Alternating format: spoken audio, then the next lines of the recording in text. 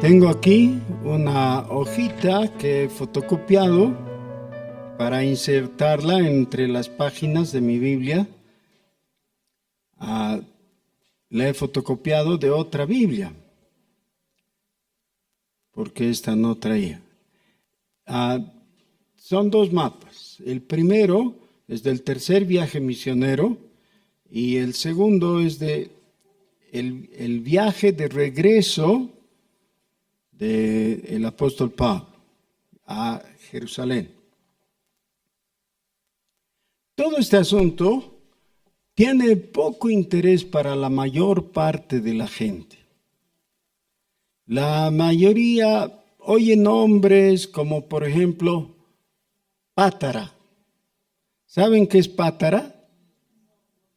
Sí. ¿Y les interesa? No les interesa a la mayoría, ¿no? Pero es un puerto, es una ciudad portuaria y solamente he dado como un ejemplo. Vamos a leer ahora justamente ese nombre entre varios otros que como son tantos, decimos, bueno, algún lugar antiguo, ¿qué me importa? Y necesitamos reconocer que dadas nuestras limitaciones, no podemos memorizar todo. Por ejemplo, si alguien está leyendo el primer libro de las Crónicas de los Reyes en el Antiguo Testamento, se va a pasar los primeros 10 capítulos leyendo nombres tras nombres, cientos de nombres, y no estoy exagerando, y finalmente va a perder todo el interés. Y hay personas que hasta ahí llegó su lectura bíblica, no tienen el suficiente empeño para decir, pero ¿qué tiene esto? ¿Por qué nos comunica tantas cosas? Ahora, en el Nuevo Testamento no hay tanto así. Pero con los viajes de Pablo sucede que nos cansa, ¿no? Tantos nombres, fue de aquí para allá, y no sabemos cuál es el aquí, no sabemos cuál es el allá, entonces vamos perdiendo interés. Pero yo quiero animarles a que le pongan esa cuotita pequeña de interés otra vez para saber de qué se trata esto. Pero no tengo el afán de que todos memoricen todos los lugares. Alguien dirá, qué ridículo, ¿quién va a memorizar? Saben que una vez con mi esposa hemos entrado a un concurso bíblico organizado por la Radio Cruz del Sur y nosotros sabíamos todos los lugares. Sabíamos, primer viaje misionero de tal lugar a tal lugar a tal. En tal lugar se encontró con tal persona, habló con tal. Todo eso sabíamos, de todos los viajes. Así que no es que no se puede, se puede, ¿ya? Pero no estoy, como dije, en el afán de que empleemos el tiempo del sermón en memorizar datos así. Es mucho más grande mi interés que entendamos qué es lo que movió a Lucas, inspirado por el Espíritu Santo, a registrar todo esto, a contarnos, dada la perspectiva que él tenía y con el antecedente de haber escrito el Evangelio según San Lucas. Así que vamos a volver a lo más básico otra vez, haciéndonos algunas preguntas. Por ejemplo, ¿por qué tenemos 4 evangelios y no uno? Ahora, el Evangelio de Jesucristo es uno solo, claro. Pero ¿por qué tenemos 4 relatos en el Nuevo Testamento llevándonos básicamente hasta el mismo punto?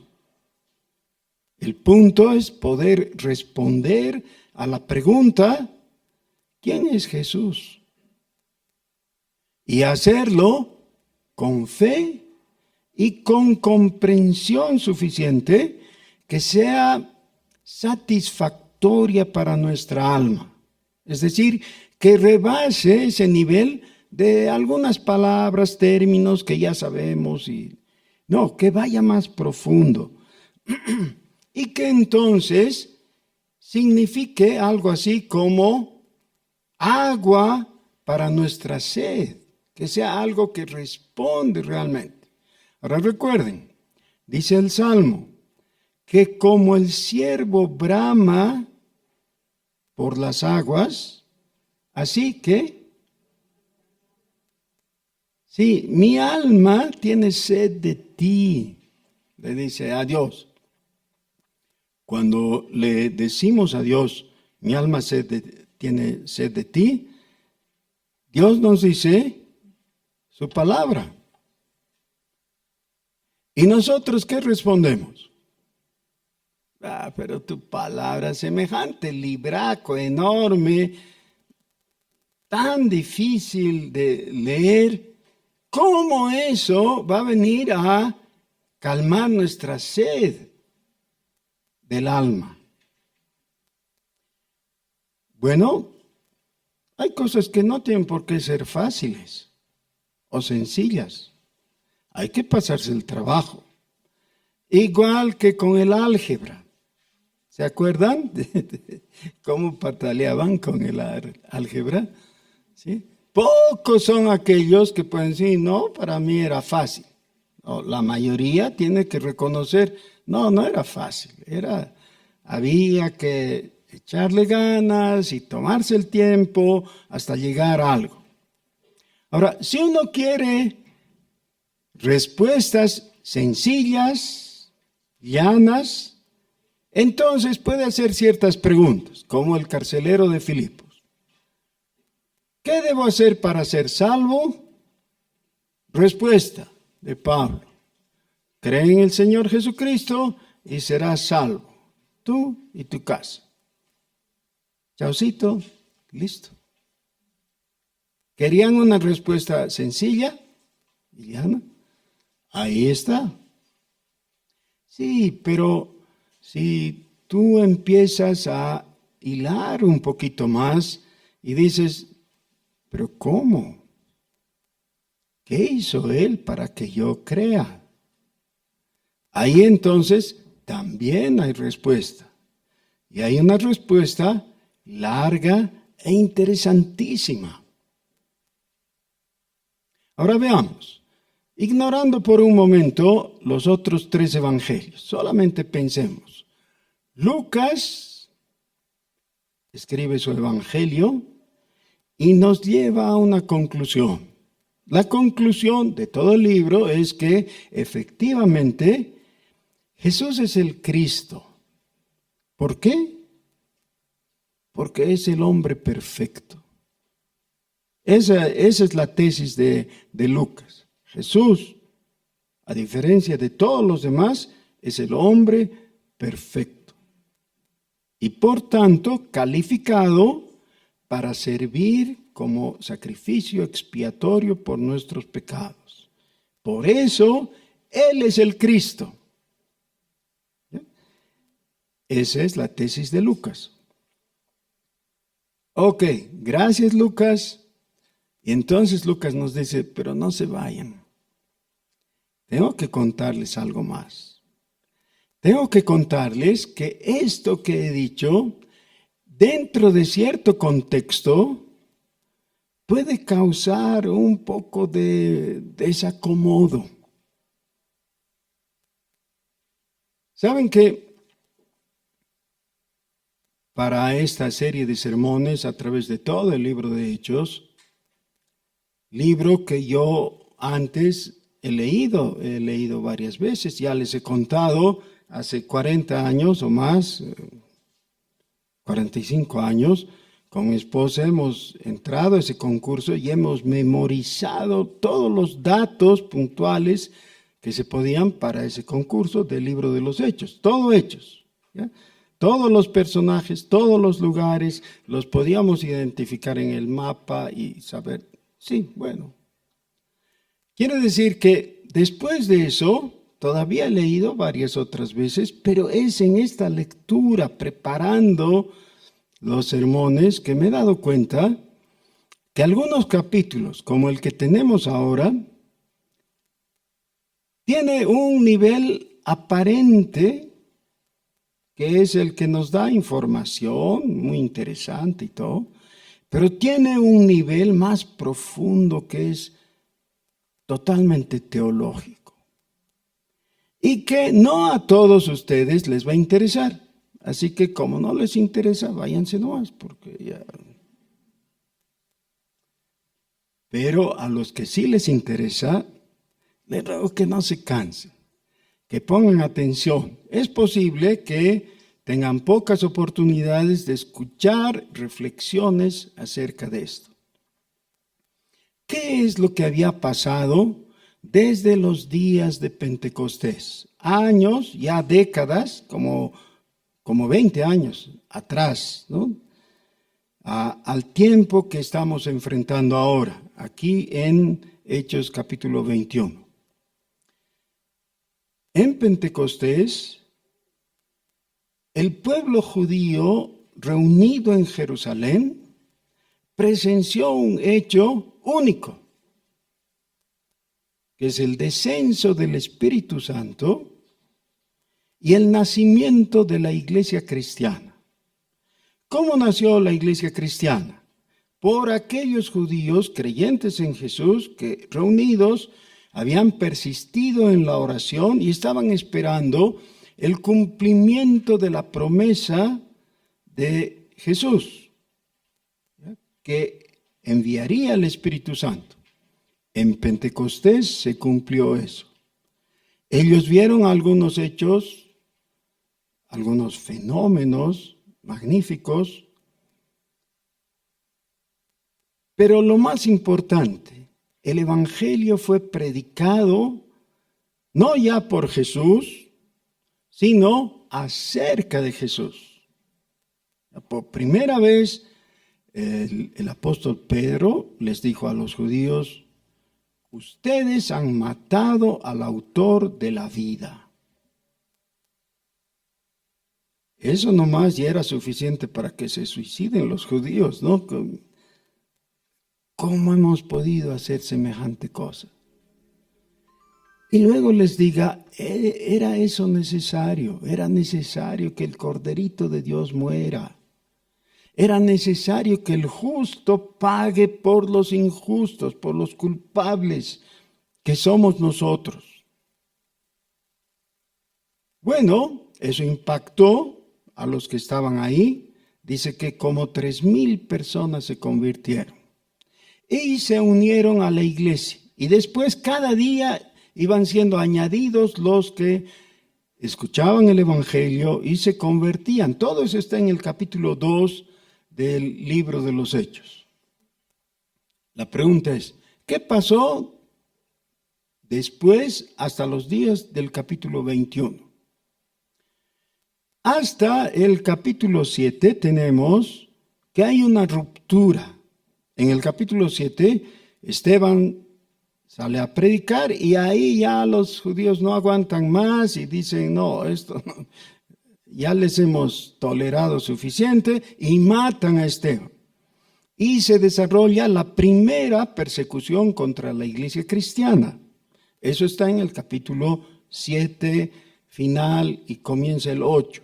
A raíz de eso, de entre el grupo de cristianos fieles que había en Jerusalén, entre ellos los apóstoles, se produce una dispersión, salen de Jerusalén. La iglesia, que se calcula para ese tiempo, tenía como 20,000 creyentes, prácticamente se disuelve. Solo queda un pequeño núcleo de los apóstoles y algunas otras personas, y los demás tienen que huir a los alrededores, a Judea, algunos lugares de Judea, otros se van más lejos, a Samaria, y otros a diferentes lugares del Imperio Romano. Y son, según el texto, como semillas que el sembrador, Dios, hubiera regado. Ya más o menos como se siembra el trigo, ¿no? Lanzando las semillas. La semilla que llega a buen lugar después germina y da fruto, ¿no? Sí, pero luego ocurre algo. Hay un nuevo hito. Dios redime a Pablo, se le manifiesta en el camino a Damasco, y Pablo llega a ser, después de varios años, como una década así, el primer misionero junto con Bernabé que sale en un propósito expreso de misiones. Los otros judíos habían salido escapando de la persecución y fueron, se instalaron en otra ciudad, hablaron de Jesucristo algunos, otros no, pero no había un propósito de viajar para predicar el evangelio. Eso, el primer caso de esos, se produce justamente con el apóstol Pablo. Por eso es importante. Y hemos pasado tiempo viendo cómo viajaba de aquí para allá y volvía a viajar, etc. Pero no hemos dicho qué pasaba mientras tanto en Jerusalén, con esa iglesia tan disminuida que había quedado. Se nos da datos como que, dada la condición de persecución, habían empobrecido tanto que fue necesario que los creyentes de Antioquía les enviaran una ofrenda para que subsistan simplemente. Así que en esa situación calamitosa estaban. Ahora, algo que nunca he escuchado a ningún predicador mencionar es que esa miseria económica, de recursos en general, que tenían los de Jerusalén, también había afectado a su fortaleza espiritual. Porque resulta que los pocos que habían quedado, seguramente varios de los apóstoles ya habían salido también y se habían instalado en otros lugares. La Biblia no lo dice, la tradición tiene varias versiones al respecto, pero no nos interesa ahora eso. Lo que pasó es que esa pequeña iglesia disminuida y debilitada en Jerusalén había aprendido a llevarse bien con los judíos. Ahora, ¿esto es positivo o negativo? Es positivo en el sentido más básico, porque llevarse bien los unos con los otros es bueno, ¿no es cierto? Claro, es hasta uno de los signos, de los anhelos del espíritu cristiano, llevarse bien. Lo contrario es que en nosotros no hayan caminos de paz, tal como dice Romanos capítulo 3, ya es un defecto. Pero no llevarse bien a toda costa. A veces llevarse bien implica hacerse cómplice. El otro día, una señora más o menos emparentada con nosotros, ¿no? Lejanamente, nos contaba que ella es parte de un club del tango. Ella ha visto que para su salud, especialmente para su ánimo, es muy bueno participar de ese club de tango. ¿En qué consiste eso? Son varias personas, inicialmente adultas, mayores, que se han asociado simplemente para bailar tango. Algunos más jóvenes se han unido porque linda cosa, ¿no? Bailar bien el tango es bien bonito, entonces algunos más jóvenes se han ido uniendo y cada vez más. Pero una cosa interesantísima es que con el tiempo y en algún momento, quién sabe cómo, los más jóvenes, en vez de bailar tango, solamente porque el club es de tango, ¿no? Han empezado a bailar otros ritmos. Han comenzado con bachata y después otras cosas, ¿no? Claro, mientras lleguen los más viejos, los más jóvenes han empezado con eso y ya. Y los tangueros han mirado a los bachateros y, sí, no, qué bien, qué bonito. Y no hay problema. ¿O hay? Oh, yo creo que seguramente, como no soy bailarín, entonces supongo que no hay problema, ¿no? Que los que quieren bailar bachata primero bailen nomás, pues, y después pueden bailar tango como estaba acordado. Pero como se pueden imaginar, ha llegado un momento, un punto, en el que alguien ha dicho, no pues, no pongan tango todavía, sigamos nomás con estos otros ritmos más calientes, ¿no? Y más modernos también, dejemos el tango. Entonces los tangueros se han tenido que poner firmes y han dicho, un momento, este es el club del tango, vamos a bailar tango, apaguen esa otra música. Es un asunto sin importancia. Solamente lo estoy contando porque así son las relaciones humanas. Es así como surgen las cosas. Y cómo lo que podría ser de normal, algo apacible, a veces nos lleva a ciertas confrontaciones. En los temas políticos, deportivos y religiosos, el asunto es menos apacible que con los tangueros y cumbieros y otros, ¿no? Porque ahí se encienden las pasiones. Resulta que el judaísmo, que era la religión tradicional, compuesta por la mayoría de la gente, había tolerado por algunos años a los cristianos, hasta que los roces se hicieron tan fuertes que ya no los toleró.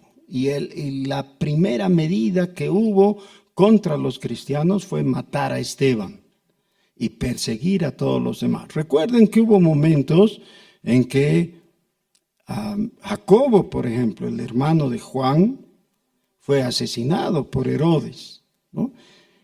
Y dice que Herodes lo mandó matar para agradar a los judíos. Y que en ese mismo plan estaba igualmente asesinar a Pedro. Dios tuvo que intervenir y sacarlo de la cárcel a Pedro. Pero era para agradar a los judíos. ¿Por qué les quería agradar así, matando a alguien? Porque había enemistad, obviamente, ¿no? Había enemistad. Esa enemistad no creció. ¿Por qué no? Porque los cristianos aprendieron a callarse y a no molestar.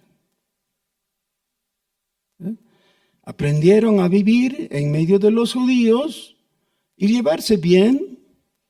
Y en la teoría de una facción dominante dentro de la iglesia, comenzaron a participar cada vez más activamente en el ritual judío, de tal manera que prácticamente no había diferencia entre judíos, vamos a llamarles ortodoxos o conservadores, o como ustedes quieran, y los cristianos, que eran de raza, de nacionalidad judía, pero que eran de convicción cristiana. Ahora, lo de convicción ya queda en dudas. ¿Eran cristianos o eran simplemente judíos? Miren, alguien dirá, todas esas especulaciones y cosas, ¿qué nos interesan? ¿Saben qué? Tienen que interesarnos, porque todo esto supone el molde en el cual nuestra reflexión tiene que producirse porque nosotros también vivimos en medio de una sociedad que no cree lo mismo que nosotros. Vivíamos, como dije antes, en una sociedad católica, con todo lo que eso implica, y ahora vivimos en una sociedad post-católica, post-cristiana, que es básicamente animista. Y entonces llegan momentos en los que las personas necesitan tomar una decisión. Resulta que has entrado como empleado en una entidad pública y estás trabajando ahí y no tienes ningún problema porque lo que te piden que hagas es trabajar, entonces trabajas, no hay problema. Pero de repente un día de esos te dicen, y mañana vamos a tener la chaya de la oficina. A ti te toca traer las serpentinas. ¿Qué tal? Y entonces tú dices, pero, ¿y ahora? Lo que necesitas hacer es tener ya todo este asunto reflexionado y respondido en tu mente para poder también dar respuesta a los que están demandando de ti. Hay algunos que van a decir, no hay problema, entonces trae unas serpentinas, ya listo. Otros van a decir, no, yo no puedo participar en este es un acto pagano. No lo voy a hacer. Con riesgo de perder el empleo. Bueno, ahora, ¿sobre qué base vamos a tomar una o la otra posición? No la base del entusiasmo de ese momento. Necesitamos reflexionar. Y justamente todo este pasaje nos va a dar los insumos necesarios. Así que, como esto me ha resultado muy difícil de bosquejar y darle una formalidad homilética, lo que vamos a hacer es simplemente seguir una lectura comentada. Les ruego que abran sus Biblias en el libro de los Hechos, capítulo 21. Hechos, capítulo 21. Después de separarnos de ellos, está hablando Lucas, que está con Pablo.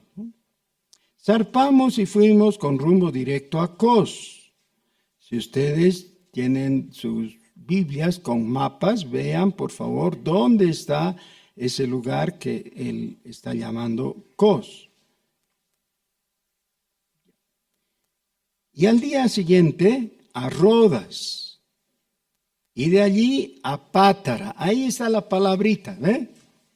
Pátara. Y no es difícil encontrar Pátara porque es un puerto que está en la parte más sureña de el Asia. ¿Recuerdan? Las 7 iglesias del Asia Menor, pues la parte más sureña es justamente el puerto de Pátara. Y hallando un barco que pasaba a Fenicia, ahora, ¿dónde está Fenicia? Está al otro lado del mar Mediterráneo. ¿Ya? Fenicia está al norte de Israel. Así que tenían un viaje largo. Aquí cuando se mencionan nombres parece un lugar y otro lugar. No, esto implica un viaje largo. Pero así es. Nos embarcamos y zarpamos. Al avistar Chipre, Chipre es la isla que queda justamente al occidente de Fenicia. O sea, están todavía, que les falta navegar. Dejando la mano izquierda, navegamos a Siria. Siria es justo el país que queda al norte de Israel. Así que todo tiene sentido, podemos seguir en nuestros mapas. Y arribamos a Tiro, porque el barco había de descargar allí. Tiro es una de las ciudades importantes muy cercana a Israel. Y si ustedes leen los libros, por ejemplo, de Reyes o de Crónicas, van a encontrar que Tiro era una ciudad de gran importancia, aunque era una ciudad-estado, pequeña relativamente, pero de gran importancia comercial para los israelitas. Y hallados los discípulos, nos quedamos allí 7 días. Y ellos decían a Pablo por el Espíritu que no subiese a Jerusalén. Ahora, esto es muy interesante, ¿no? Porque el viaje desde Europa hasta el Oriente Medio, es decir, a la parte norte de Israel, ya se ha producido, ya han llegado ahí, no a Israel mismo, sino a Siria, a Tiro inicialmente, y ahí están reunidos con algunas personas y ahora ya no habla del viaje, habla de lo que ocurre en ese punto.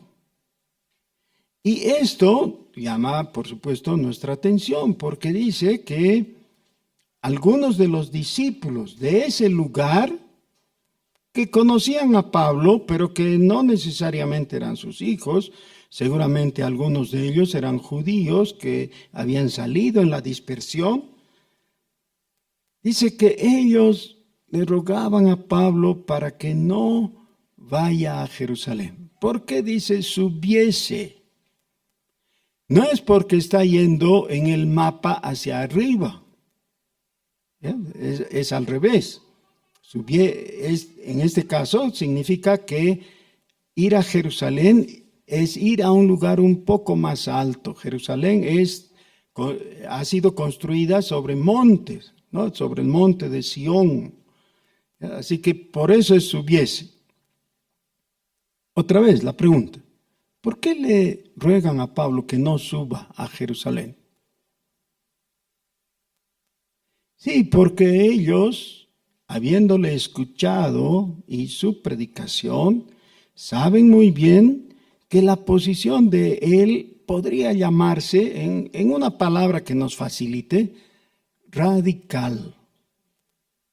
Es una predicación radical que les va a molestar a los judíos. Y eso tiene 2 perjuicios o 2 peligros. Uno contra la vida de Pablo, obviamente, pero el otro de remover otra vez a las aguas que ya están calmadas respecto a los pocos cristianos que otra vez hay en Jerusalén. Porque la iglesia que ha estado amedrentada y callada y ha aprendido a llevarse bien con los judíos. ¿Para qué enviar a alguien que remueva todo el asunto de nuevo? Cuando yo leía esto, pensaba, bueno, este Pablo era un desobediente después de todo. Porque los que le ruegan que no vaya a Jerusalén, dice que lo hacen por el Espíritu. Si alguien me habla por el Espíritu, se supone que yo debiera simplemente obedecer y ya. El asunto es un poco más complicado, así que sigamos leyendo. Cumplidos aquellos días, salimos, acompañándonos todos, con sus mujeres e hijos, hasta fuera de la ciudad, y puestos de rodillas en la playa, oramos, y abrazándonos los unos a los otros, subimos al barco, y ellos se volvieron a sus casas. En este momento, con los discípulos que estaban ahí, han tomado conciencia del grave riesgo que significaba continuar el viaje, es decir, arribar a Jerusalén. Y nosotros completamos la navegación saliendo de Tiro y arribando a Tolemaida, que es un punto intermedio, todavía yendo hacia el sur, en dirección a Jerusalén. Jerusalén no es un un puerto por si acaso, ¿no? Es una ciudad mediterránea. Y habiendo saludado a los hermanos, nos quedamos con ellos un día. Eso es en Ptolemaida, ¿no es cierto? Al otro día, saliendo Pablo y los que con él estábamos, fuimos a Cesarea. Y entrando en la casa de Felipe, el evangelista. ¿Cuál es este Felipe el evangelista? Nosotros ya lo conocemos, porque hemos leído el capítulo 8, ¿recuerdan? Es el que hizo la campaña de evangelización en Samaria. Ese es Felipe el evangelista. No es el apóstol Felipe, es el diácono Felipe. Así se le llama, Felipe el evangelista, que era uno de los 7, es decir, de los 7 diáconos. Posamos con él. Este tenía 4 hijas doncellas que profetizaban. Y permaneciendo nosotros allí algunos días, descendió de Judea un profeta llamado Agabo. También ya conocemos a Agabo por el capítulo 11, donde se nos cuenta que él profetizó que iba a haber un gran hambre en Judea, ¿no? A raíz de eso es que los de Antioquía de Siria les enviaron auxilio económico a los creyentes de Jerusalén. Quien viniendo a vernos, tomó el cinto de Pablo y atándose los pies y las manos, dijo: esto dice el Espíritu Santo, así atarán los judíos en Jerusalén al varón de quien es este cinto, y le entregarán en manos de los gentiles. Eso, entregar en manos de los gentiles, es lo peor que para un judío podía ocurrir. ¿Ya? Tenemos datos, aún en el Antiguo Testamento, por ejemplo, Saúl prefirió suicidarse antes de caer en manos de los gentiles, filisteos, incircuncisos.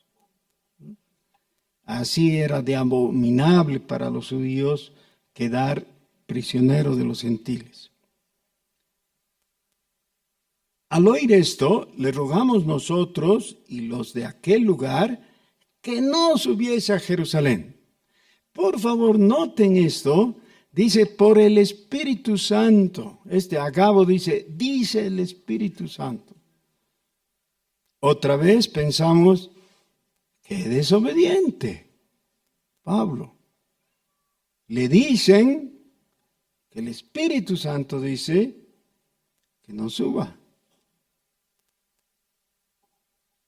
Entonces Pablo respondió: ¿qué hacéis llorando y quebrantándome el corazón? Porque yo estoy dispuesto no solo a ser atado, mas aún a morir en Jerusalén por el nombre del Señor Jesús.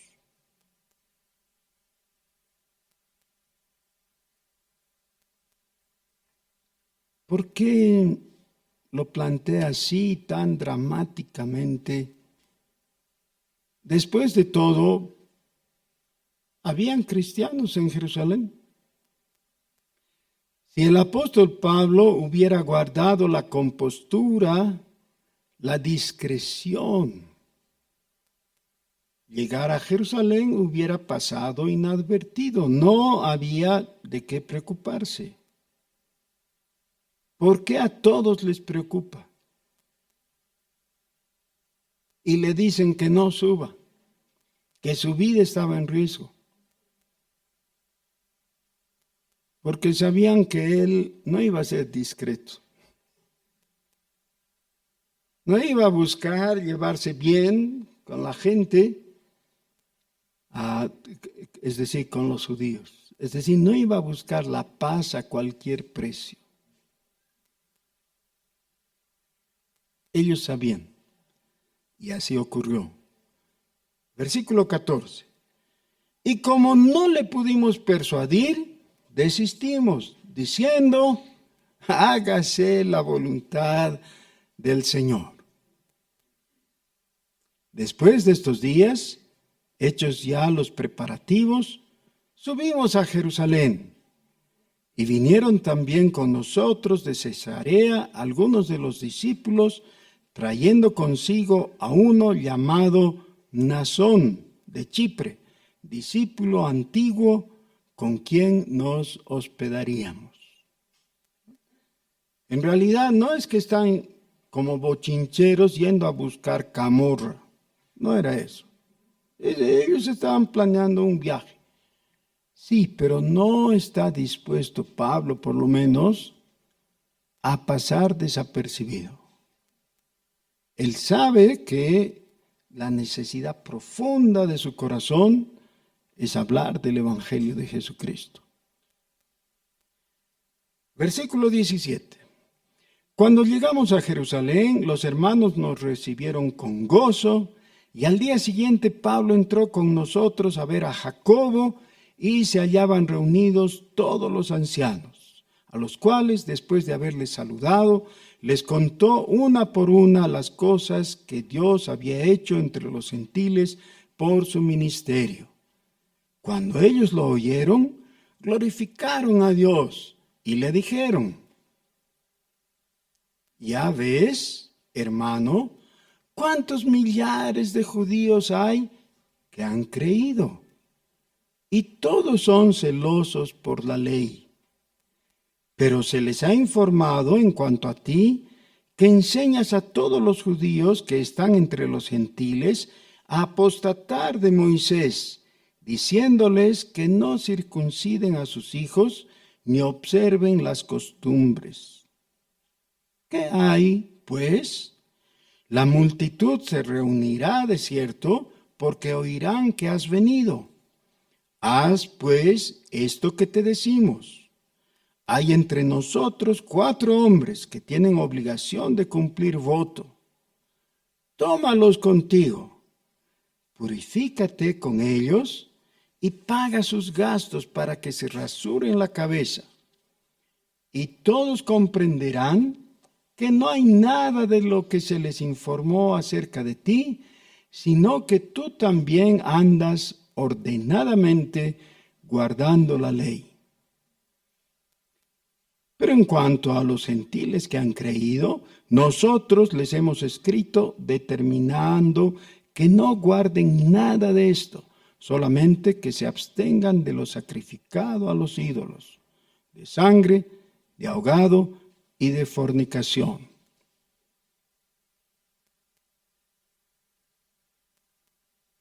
¿Quién está hablando?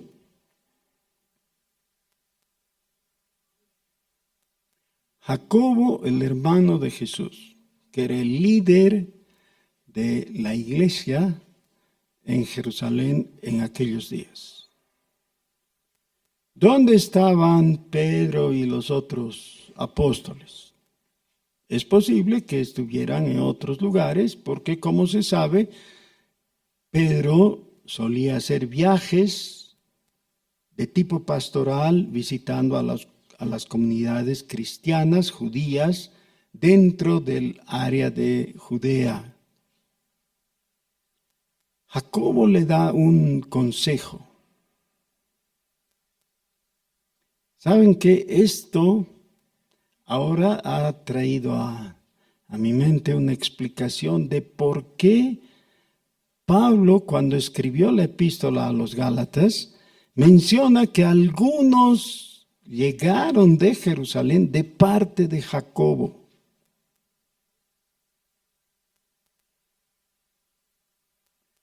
¿Estaba bien Jacobo en su consejo? No estaba. Estaba equivocado. No en cuestión de dirección, sino en cuestión de grado. Su equivocación apuntaba a que Pablo transigiera, a que empezara y se deslizara en un camino de apostasía. ¿Qué quiere decir apostasía? Salir del camino. dejar la senda correcta. ¿En qué consistiría eso? En volver a entrar dentro de todo ese aparato del judaísmo y participar de él solamente para hacerles ver a los judíos que él no estaba en contra de ellos. Cuando leemos la epístola a los romanos, nos damos cuenta que el apóstol Pablo a veces es más fuerte de lo que nosotros esperaríamos en su posición frente al judaísmo, justamente por este tipo de cosas. Porque sabía de la fascinación que tiene el judaísmo sobre ciertas personas. La epístola a los Gálatas, Colosenses y otras más manifiestan justamente eso, para que nos demos cuenta. Como les dije, leer el libro de los Hechos e ignorar las epístolas realmente nos sirve muy poco.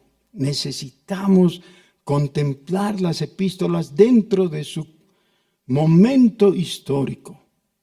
Ahora vean lo que pasó cuando Pablo quiso hacer caso, o sea, tuvo un momento de flaqueza y obedeció al consejo de Jacob.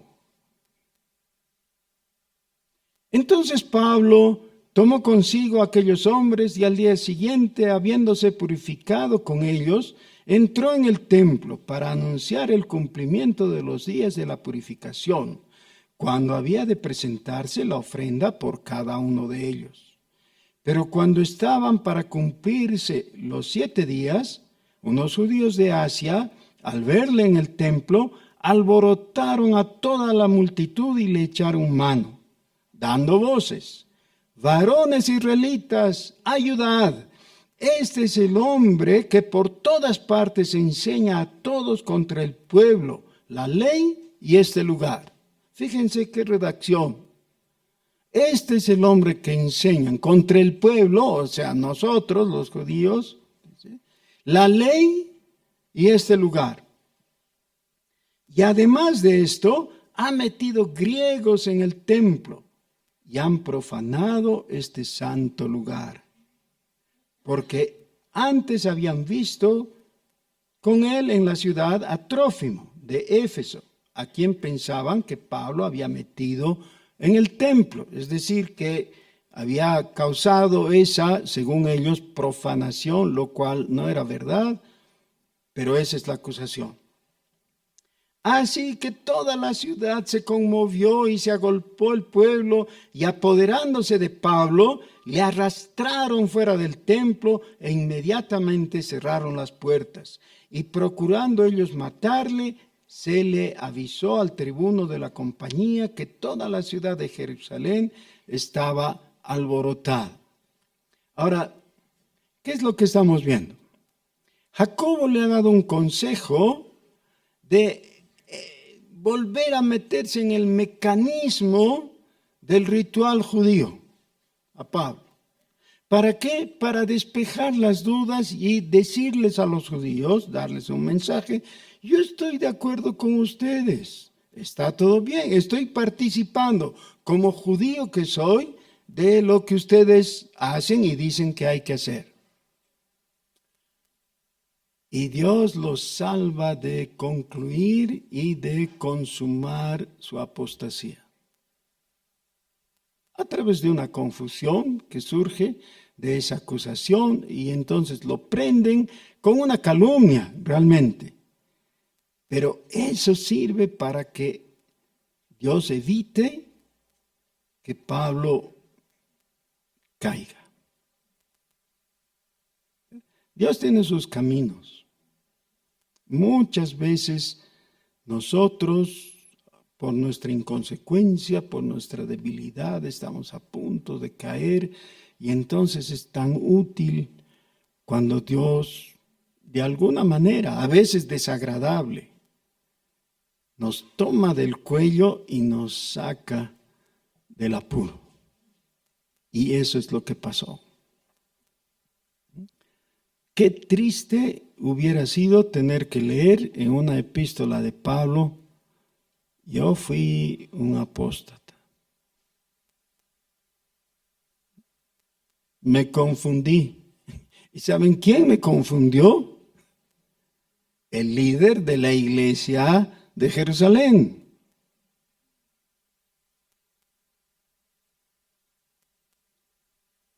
¿Por qué no hizo caso al Espíritu Santo desde el principio? Porque estaba empeñado en un afán de cumplir un objetivo para el que no había sido llamado. Cuando Dios lo llamó, ¿para qué le dio ese llamamiento? ¿Para qué? Para que vaya a los gentiles y les predique. ¿Qué quiere ir a hacer a Jerusalén? ¿Saben qué? Doy gracias a Dios porque nos muestra esta debilidad, esta falla en Pablo, porque igualitos somos nosotros. Así son.